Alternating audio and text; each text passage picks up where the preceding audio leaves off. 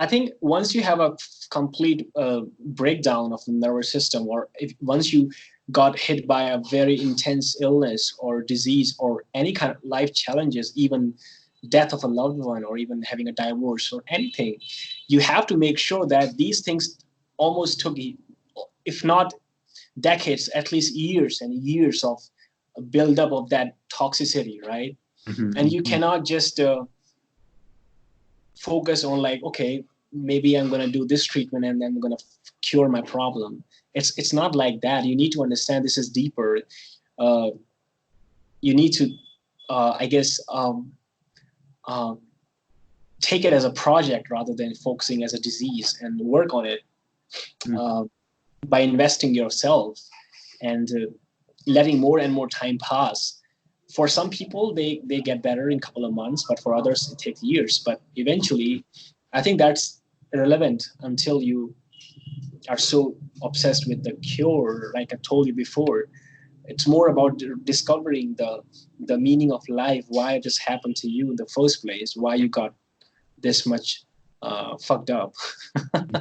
Yes. And sorry for my profanity, like, but I really feel like it's very important to say these words to make sure that people can relate to the level of the uh, suffering that they're going through, right? Yes. Yes. Yeah. and Yeah. and just integrate all the different tools that they can have in their life, uh, and find out what works best for them, because everyone is different. Maybe what works best for you may not work for me, and vice versa, right? And so it's really your own journey. You cannot even ask someone else to save you. This is crazy. But what you can do is you can ask for advice from other people, uh, as a guide. But I mean, I personally feel that if you want to get better, even in your life, if you want to achieve success in life, maybe if you want to become uh, rich, right? Whatever it is, you cannot just follow someone blindly. You need to make sure that you just take one part of it and put it in yourself and then mix up in your own cocktail. It's like making your own soup. It's like finding all the ingredients outside and just making your own dishes, own food, right? Instead of just expecting to get a ready-made food from the shop. You gotta make it on your own shit, because everyone is different, right? So, and that takes time, and you cannot do it over a couple of weeks. It takes sometimes years, and there's nothing wrong with that. You are developing yourself, and you are exploring yourself. So, and that's really, I think for me, that's a real detoxification for the mind and the body, Yeah. that you basically detoxify all the conditioned theory, psychology, beliefs, feelings, emotions that you have experienced from the world, and invest more on the bubble that when you were a kid, that joy, give it more love, Yeah. and yeah, and just work on your wounds by taking one day at a time. I mean, for me, I think it took me almost 2.5 years to come to this stage where I can have this level of confidence that I can speak to you straightforward when telling you, I mean, share this knowledge, right? Yes. I went through a lot of shit. I mean, at one point I remember I was so fucked up. I cannot even get out of the bed. I was like bedridden for almost 2 months. Yes. It was that bad.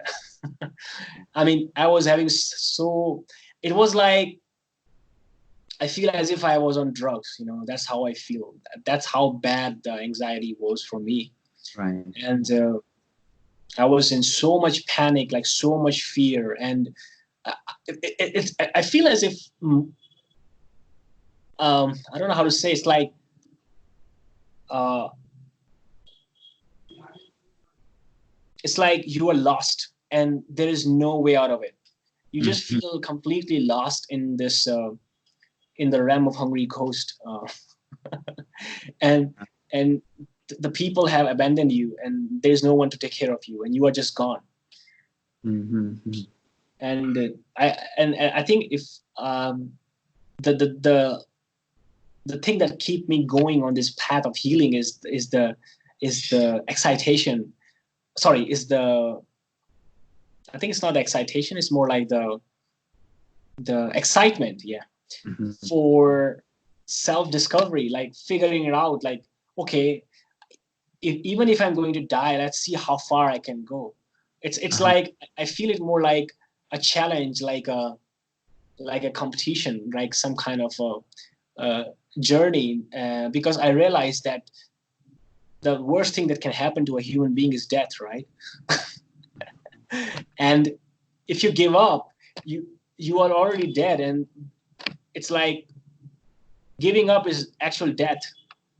Mm. What we call as death is basically giving up, and Yes. because true death is just like that. You don't even realize when it happens, right? Mm. It's the fear of dying, the psychological fear that keep us basically depressed and defeated. And I was like this, okay, I'm bedridden. What can I do right now? So I start with like meditation. I Because I cannot get up and run or jog or walk, so I can just sit. Okay, so I just sit and just keep meditating. Sometimes I have to meditate for 3 hours straight. Mm. Yeah. It was crazy. My parents were like, "What the hell is wrong with you?" I told them I have to do it. I don't have a choice. Uh, so I just meditate sometimes for hours and hours. And I told my doctor, and he said, "Oh my God, you are becoming Buddha." Mm. He told me that you shouldn't do it for that long, and I told him that that was before my treatment for ketamine injection, Right. and because the only way I can feel relaxed is when I was meditating. I Yes. mean, anything outside meditation is pure torture. Like, Mm. I feel as if my brain is exploding, and Yeah.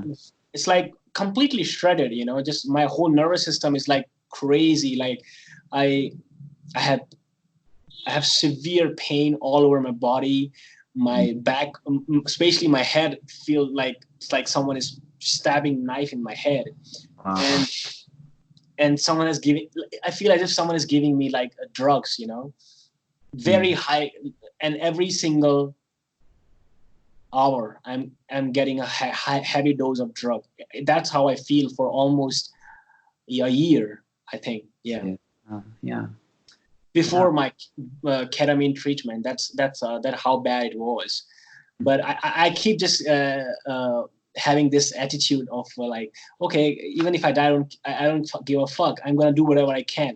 But I was so adamant. I'm gonna say I'm gonna die rather than I'm gonna take this antidepressant. Mm. Yes.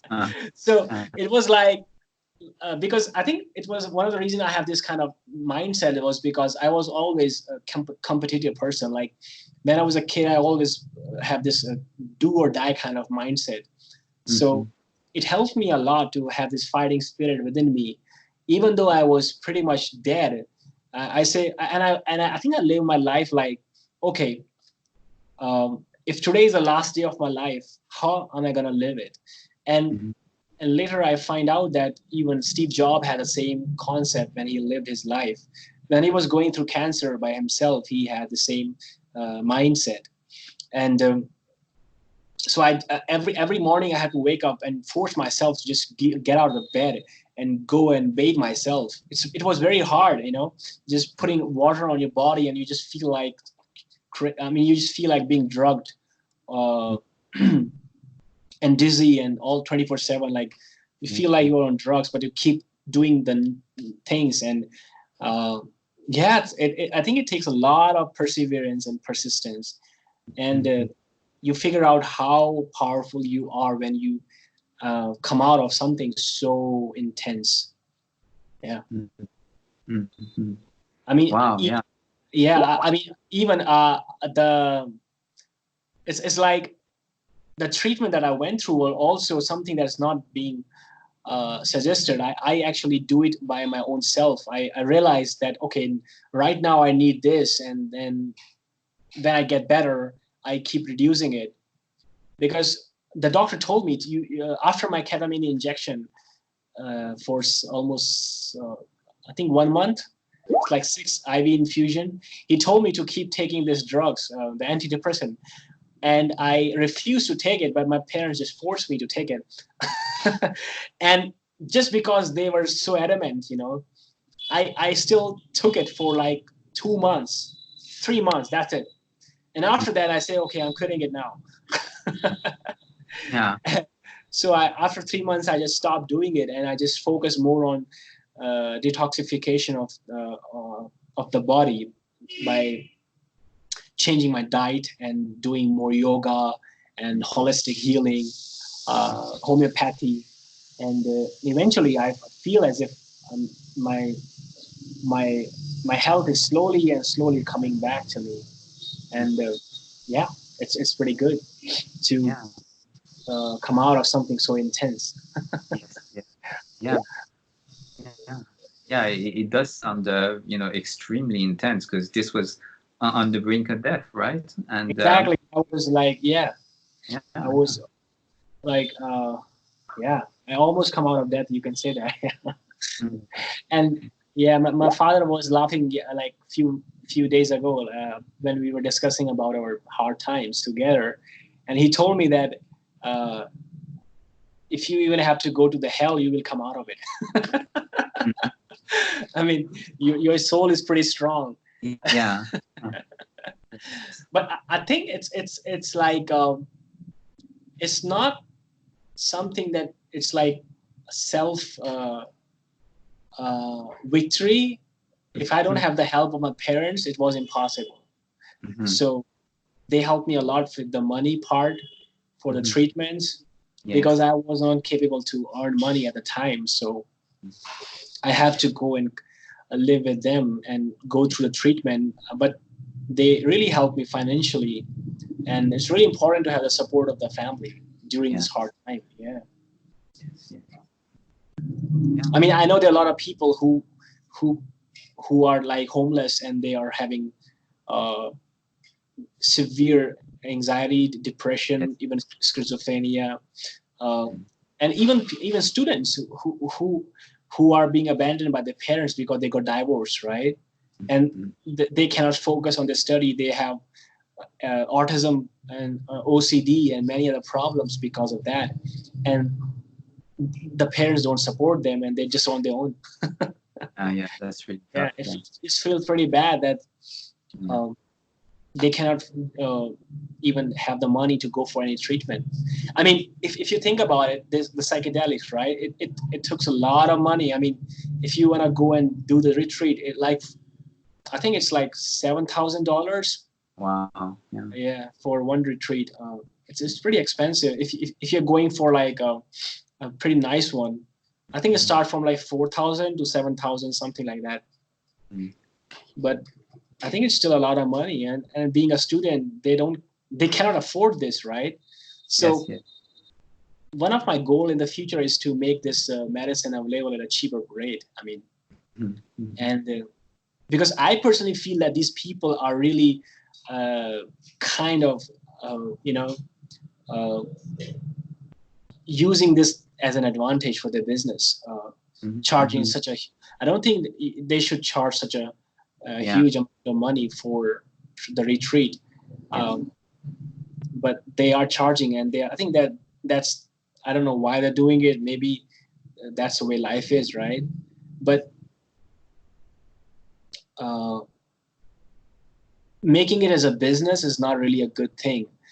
From I mean, it's okay if you're working on it. It's fine to make it a business, but you have to make sure that the price, if you're keeping this price so high, right, then Mm. only a few people who are Yes. wealthy were Yes. only able to get this treatment, right? Yeah. Yeah. So, and if you want to make it generic, then you have to, I guess, wait for another couple of decades Mhm. because uh, even MDMA, after going through, I think they started working on for like 2 decades, right? Almost. No. Mhm. Mhm. And after working on this medicine for 2 decades, they finally legalized it, maybe by next year, I guess, Mhm. just for one psychedelic medicine, right, to become legalized. It's not even a psychedelic. It's basically an artificial psychedelic. Mhm. MDMA. It's a man-made drug. It's not plant-based, right? So Mm-hmm. if that took like them like 20 years, just imagine what's going to happen for psilocybin or even MDMA.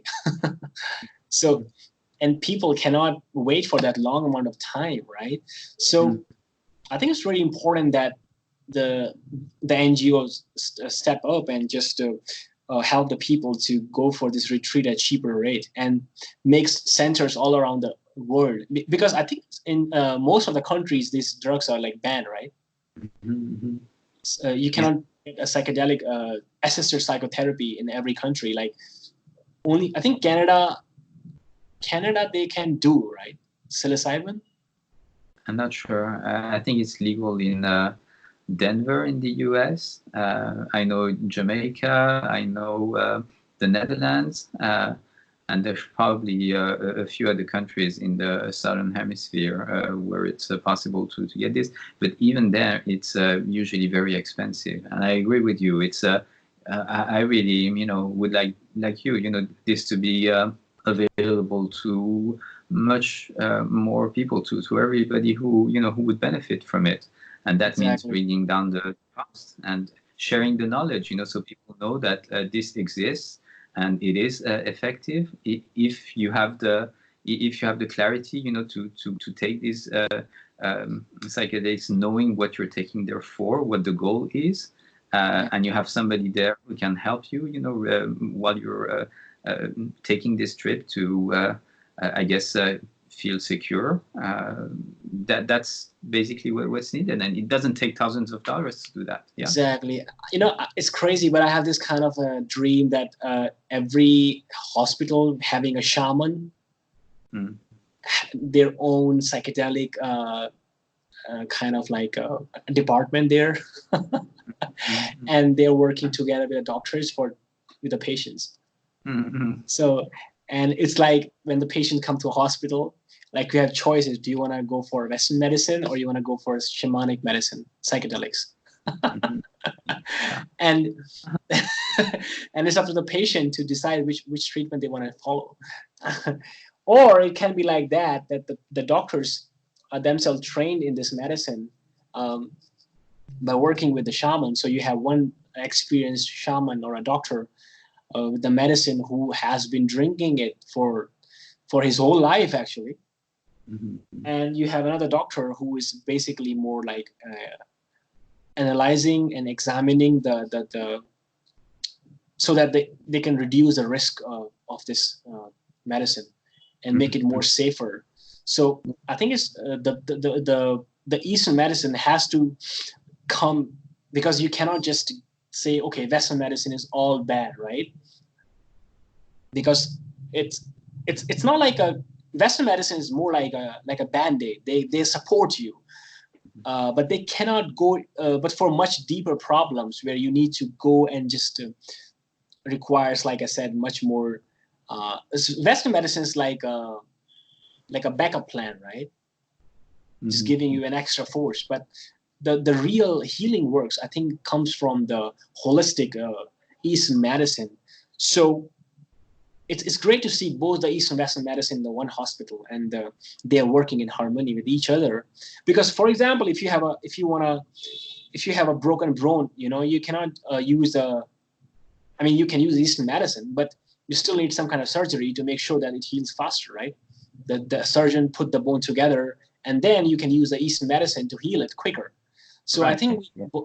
there has to be an integration of both the Eastern and the Western uh, medicine, so that people can be benefited in the best way possible.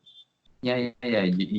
You see useful, I guess, capabilities in both of them, and you want people to be able to benefit from both, right? Exactly, Yeah. exactly. Because sometimes Western medicine is very important, Mm-hmm. uh, but they are like temporary, like for a couple of days, just to keep you coming out of it. Sure. Yeah, right. Yeah, yeah, yeah. If you have a severed hand or something like that, it helps, to have somebody with a microscope and really clean room so they can go in and saw everything back together so it Exactly, works. But then, like you were saying, for healing, it needs to take the whole body and the mind also exactly. into account. the right conditions for uh, letting the body's natural healing do the work. Yeah, And that means no stress with antibiotics or other products when it's not necessary. When it is, yes, sure, but exactly. not excessive. All of that, yeah, sure. I, Hmm. I kind of feel like the Western medicine is like the judge, Mm.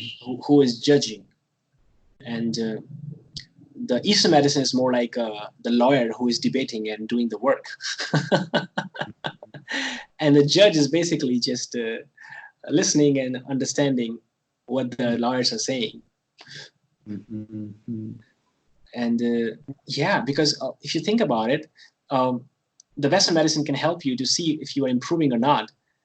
But the real work is coming from the judge, from the lawyer, right? Who is doing the work, who's basically speaking and giving the facts and telling whatever the hell is going on and working on the case for the client. The judge is just sitting and listening. So that's the way it should work. Like the Eastern medicine doing the work, like psychedelics, for example, it's doing its work, right? And what the Western medicine can do, they can pinpoint, okay, it's curing this, it's doing this, that's how it's working.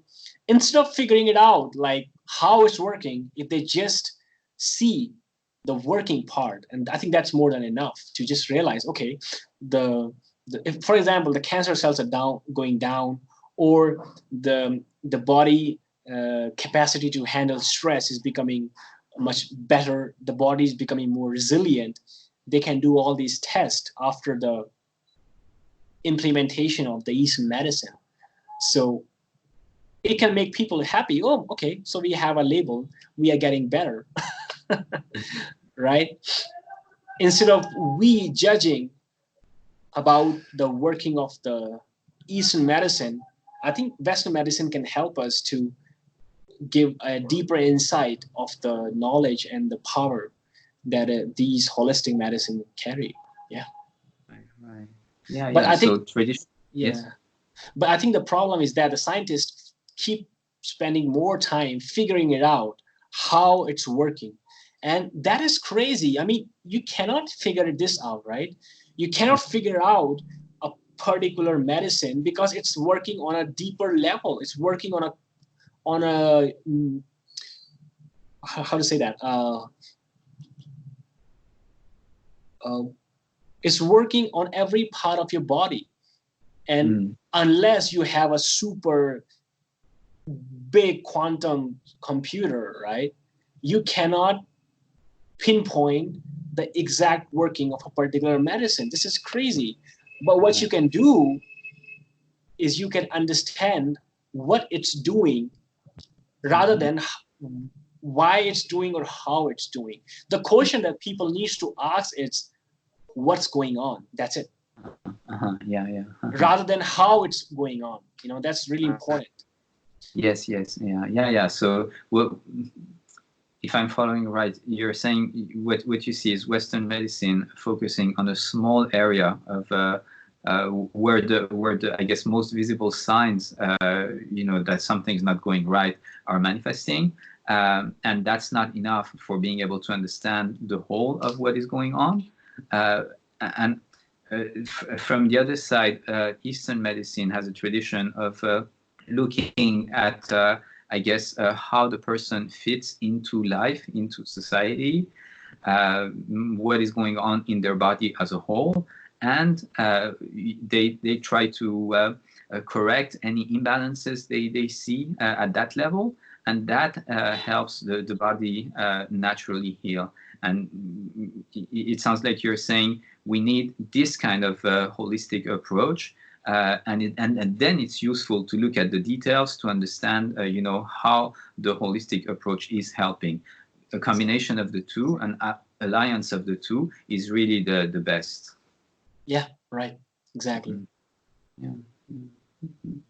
Because we also need the surgeons. If you have like a brain tumor, we need surgeons to intervene.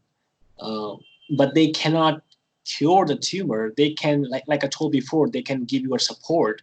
They can extend the time so that you can work on it, right? Mm-hmm. It's Yeah, like yeah. that. Yeah. But I think the real healing comes from within instead of the outside, right? Yeah, that's what you were saying that you went through.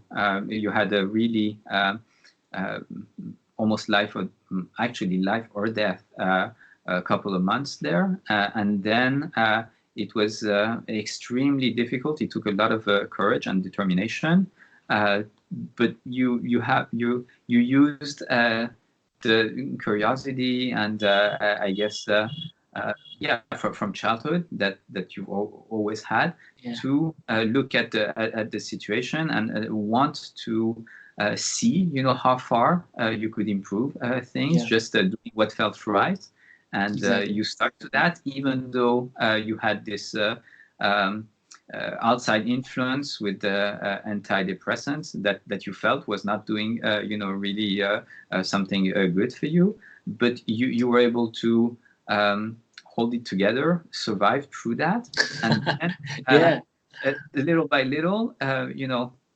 recover your health by taking care of yourself in a more natural and holistic way, right? exactly, exactly.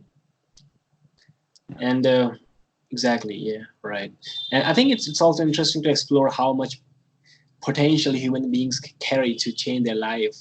I mean, the the the expectation and the possibilities are limitless for human beings. That we have so much uh, untapped quantum possibilities that we are never aware of. And once we start working on it, slowly and slowly, things start getting better. Yeah.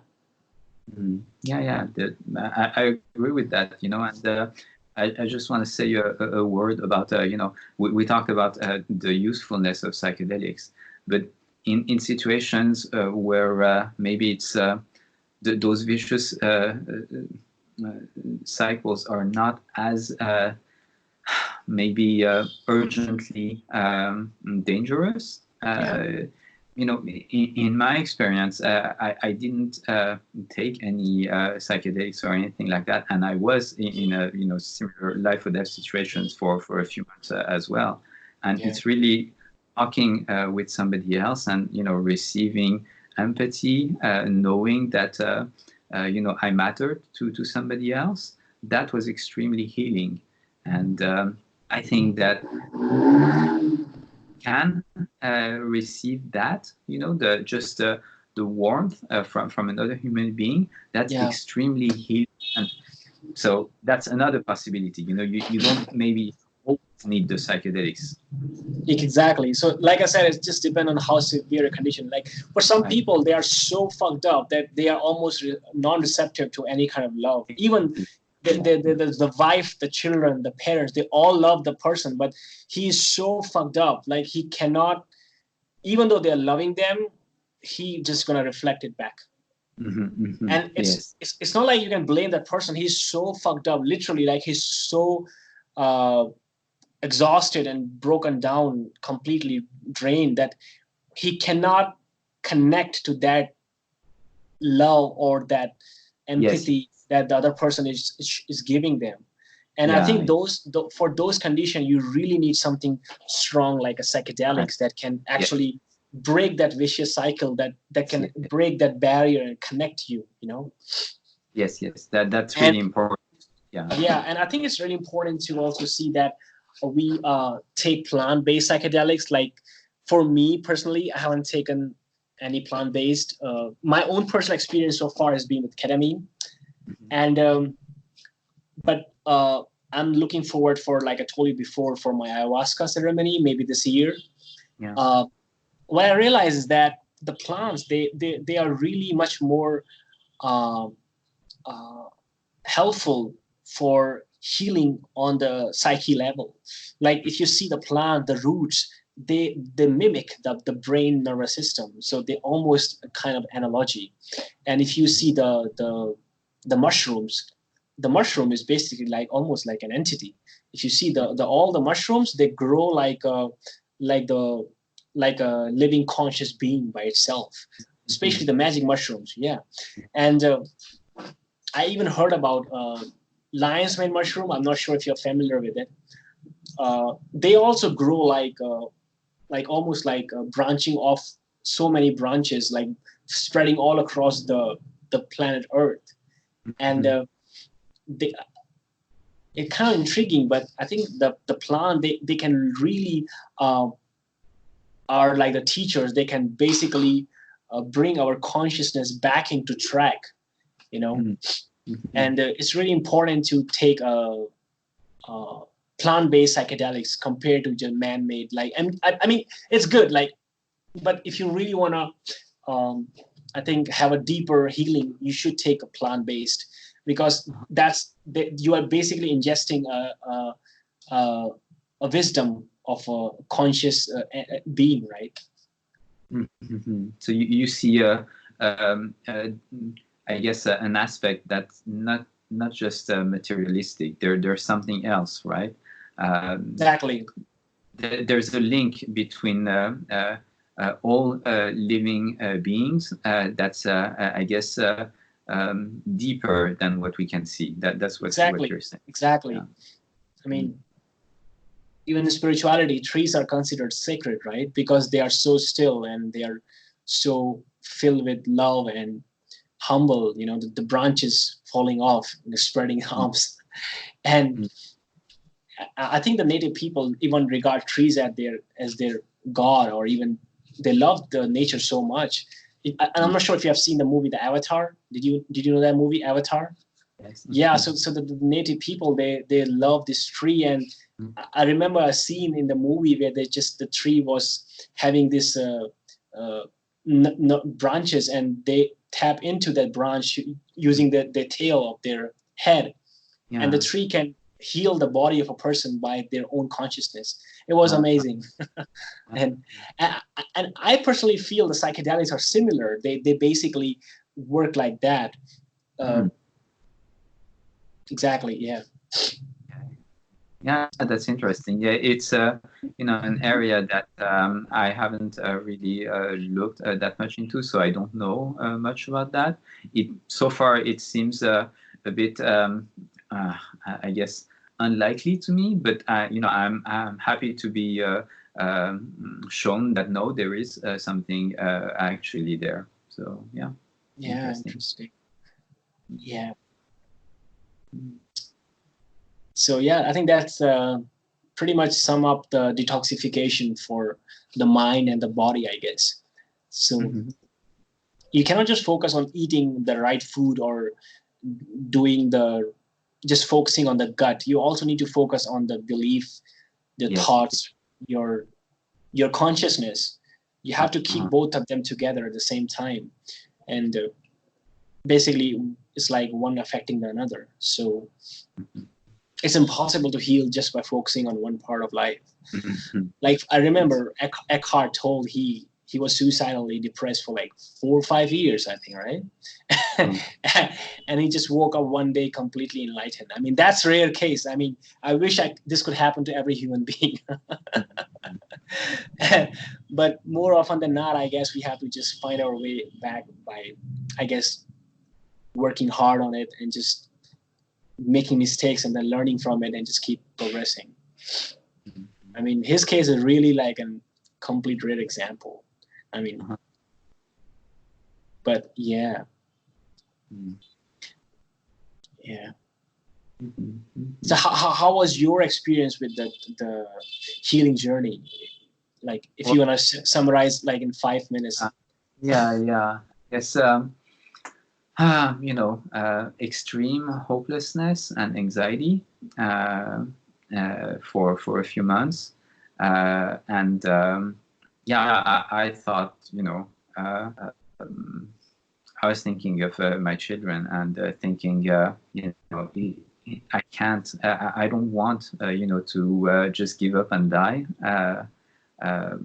today. I need to make it through another hour and then another hour. I went through each day like that for 5 months, pretty much. My God. Wow.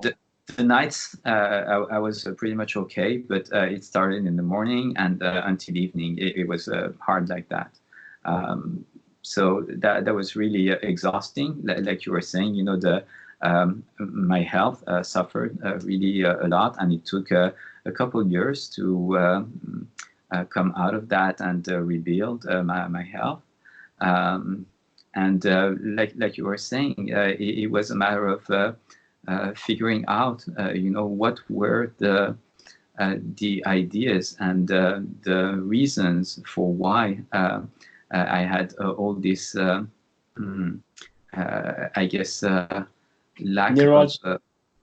neurological loops, neurological loops. Yeah, right. Yes, yes. That were keeping me convinced that I was, worthless and didn't deserve to live. And it would be better for everybody if I just went away and died.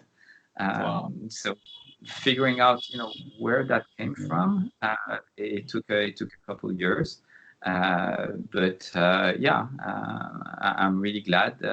I'm very grateful to the people, who helped me start to reconnect with myself, so that I could little by little find some peace again. And yeah, so it was a matter of detoxifying, like saying, finding those where this came from, and that's why I've been interested in trauma, childhood trauma, and also PTSD, complex PTSD. I've been trying to learn about as much as I can, because finding all the areas in the mind and the body, because the two are just one continuum. Finding those and then bringing attention to them has been the way to release the hold that's been having on me for my whole life.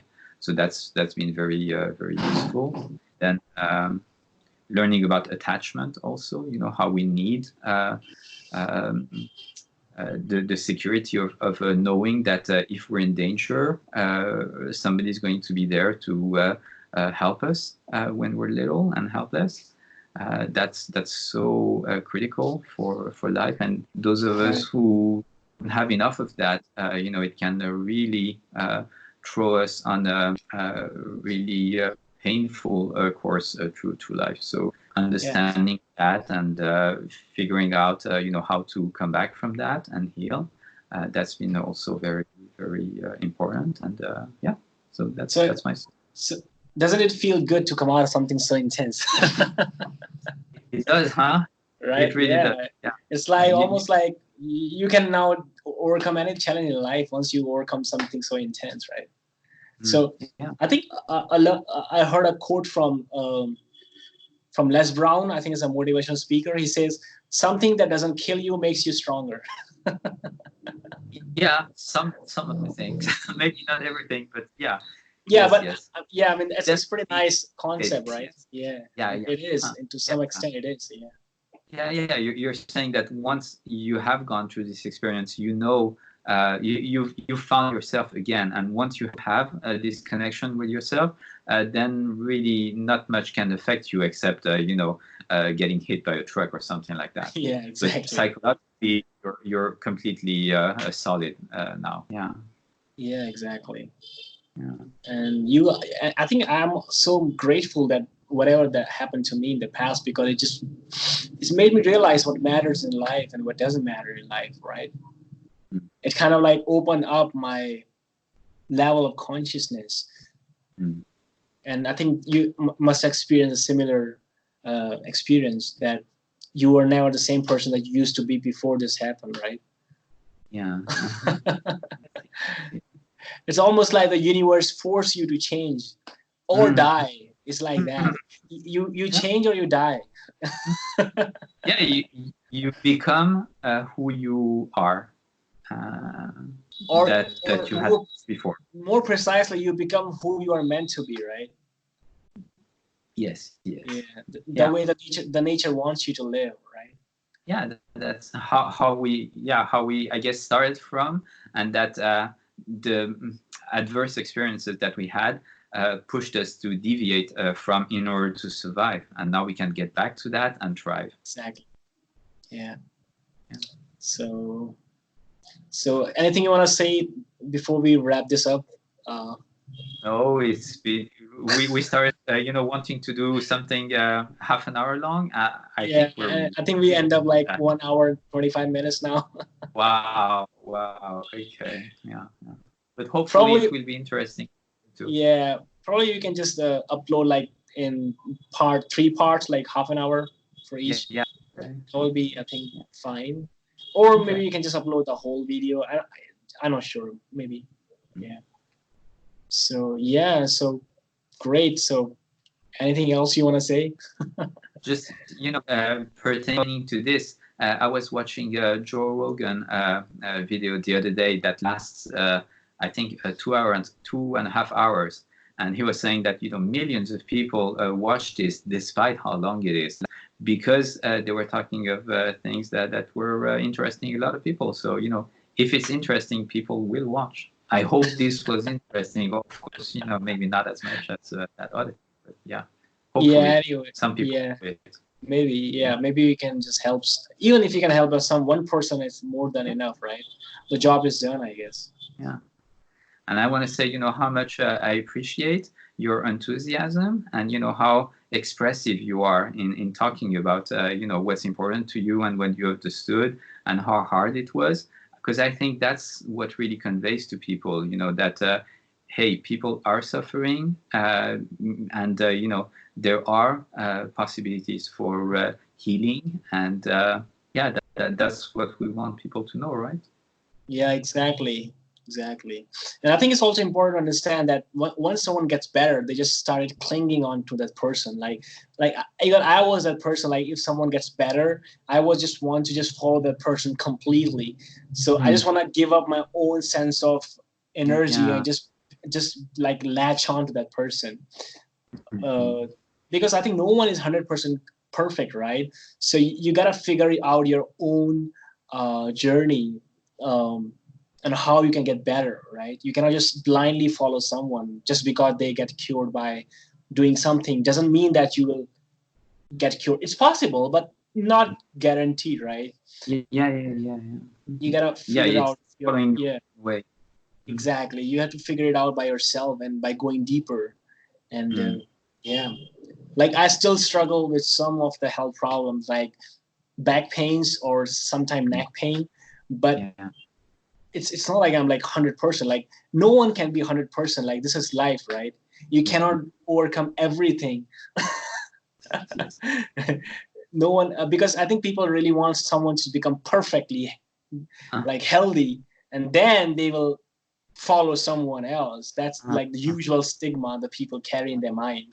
yeah, Like someone has to be completely healthy in order for them to listen to someone else or to even go there, right? yeah, yeah, Yeah, but that is just impossible, right? This is life. Shit can happen at any time, right? yeah, yeah. Mm. So, do you Yeah, still have any kind of problem that you would like to address? Like you still struggle with, like some kind of yeah. Sometimes I still get like suddenly very afraid, and uh, uh, each time it's happened, like maybe I don't know, dozen times in the past year, I've been able to link it to what happened in my early childhood, and I know now, that there's just basically two things that trigger these. I mean, that situations in everyday life trigger these two fears. So there's apparently any number left of triggers for these things, and each time I find one, it helps me okay, calm that down, and reduce its I guess um, mm, importance in yeah, it becomes less stressful for the next times. But yeah, I'm still finding this kind of thing, and what was hopeful is that each time, it takes less and less time to figure out, okay, oh, it's again this same thing, but in this other manifestation of it that I hadn't seen before. And little by little, it's reducing, and yeah, it makes for happier and happier living. So I don't know if it's ever going to be finished, but it's getting smaller all the time, and that's a good thing, I think. Yeah, it's great, right? So yeah, I just want the audience to know that people still have challenges. You cannot be free from them, but you can figure out a way to just reduce them to the level where you can just live your life, right? Right. Yes, exactly. Yeah, yeah. Okay. I mean, you still can get anxious and depressed sometimes. It's life. You cannot just expect to just. But you are no longer stuck in that vicious cycle. That's the main thing, I think, that we Right. need to come out of it, right? Yes, yes. It can last, a few hours, maybe half a day, Yeah, and then you're out of it. It doesn't last weeks and months anymore. exactly. It's not like it doesn't make your life like worthless that anymore or something like that. Yes, Yeah. yes. Yeah, yeah, And I think the more you practice, the better you get at it. yeah. Exactly. It's really important to keep believing it's possible to Mm. just keep telling it to yourself, even though you don't see the light at the end of the tunnel, I guess. Yeah, yeah, that's so useful to know, because when you're deep in it, and you don't see this light, it's very tempting to believe that okay, there is no exit. It Exactly. is completely dark here, and I'm going to die here, and let's just cut the pain and save myself all that suffering and end it. Right. But in fact, there is a whole exit to the tunnel and a whole life after it. So yeah. Exactly. Yeah. Right. Right. Right. Yeah. Mm. Okay. Well, great. So I think we should stop now. Yeah, yeah. Thank you very much, So Rachit. yeah, yeah, you And too. Thank you so much, and yeah, have a nice day. It's for me. It's not now nighttime, right? yeah, it's 8 p.m. now. What's time uh, there? yeah. Here it's almost 4 in the afternoon. So yeah, still some, and I it's think it's sunny. 4 hours, right? 4 hours gap. Yeah, apparently. Yes, yes. Great, great. Great. All Okay. right, then maybe you can hang out more in the future. I hope so. Yeah. Yeah, Okay. thank you so much for your time. Thank you to you as well. Yeah. All right, then see you. Bye bye. Take care, Rachit. Bye bye. Yeah, you Thank too. Bye bye.